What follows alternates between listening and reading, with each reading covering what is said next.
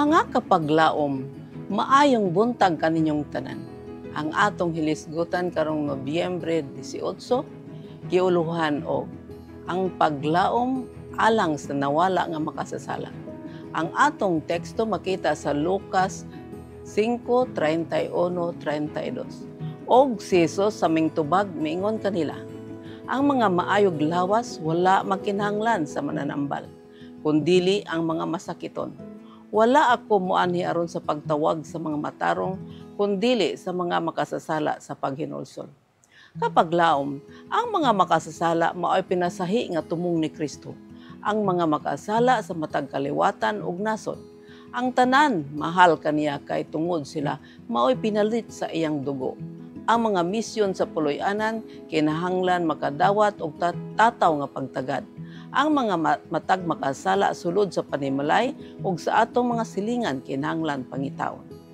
Kinahanglan ang personal nga paningkamot igahatag kanila.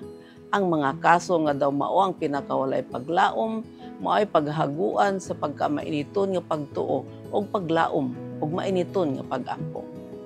Kadtong kanila nga si Satanas naggamit sa iyang gahom nga may determinasyon, mao'y labing nagapapukaw sa kaluoy sa dakong kasing-kasing sa gugma sa manluluwas. Kanunay niyang ginatigom sila ngadto sa iyang turel, aron sa pag-adto sa kamingawan, sa pagpangita o sa pagluwas sa nawala nga karnero. Iyang gibati ang dakong kalumo sa gugma alang ni adtong nabitik pinaagi sa gahom ni Satanas. Og sa dihang ang nawala nga mga karnero nakaplagan sa tiunay ni Kristo, unsa kakalipay og pagmaya ang anaa sa tibuok universo sa langit. Ang iyang tingog madungog sa tingog sa pangandoy sa kalumo ug nagahangyo og gugma. Pangitaan ninyo si Jehova, samtang siya ikaplagan pa. Sangpitan ninyo samtang anaa pa siya sa duol. Pabiyai sa dautan ang iyang dalan, ug sa tawo nga dili matarong ang iyang huna-una. Og pabalika siya kang Jehova, og siya maluoy kaniya. Og sa atong Dios kay siya mopasaylo sa madagayaon gayud. Isaiah 55:6-7. Ang madulongtong tawo dili makabasa sa kasing-kasing sa tawo, og kanunay malimbungan sa gawasnon og mabaw nga mga panagway. Apan ang Dios nga makabasa sa mga kasing-kasing sa tawo, sama sa naabli ni nga basahon dili gayud masayo. Siya nahibalo sa hunahuna sa matag kalag. Siya nahibalo kung unsa kadaghan ug unsa kabangis sa pakigbisog sa tawhanong kalag aron sa pagdaog sa mga napanunod nga kinaiya ug ang mga sala nga nahimong ordinaryo na lamang pinaagi sa batasan nga kanunay ginabuhat.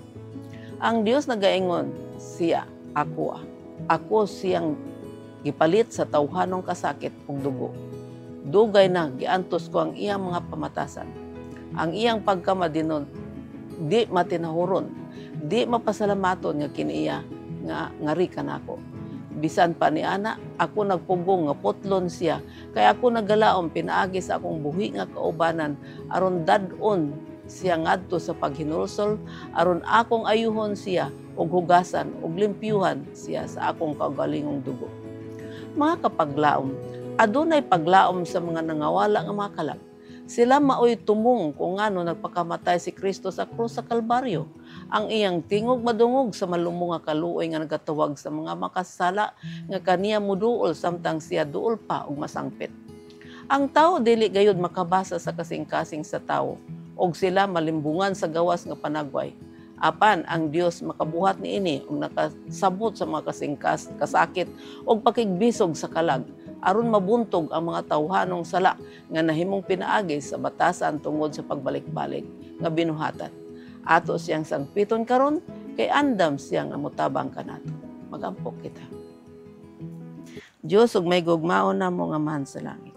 Salamat sa paglaom nga imong ginatanyag kanamo nga mga makasala.